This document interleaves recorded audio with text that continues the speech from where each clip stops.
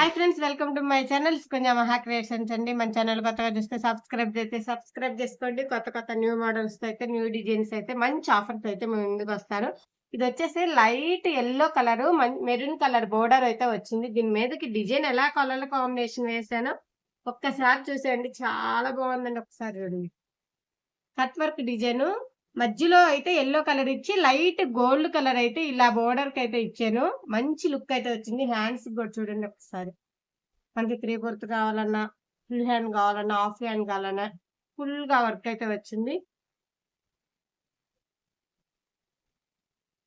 Cut work design ఇలా hands కూడా నిండుగా వచ్చినాయి. ఫ్రంట్ కూడా చూడండి ఒకసారి.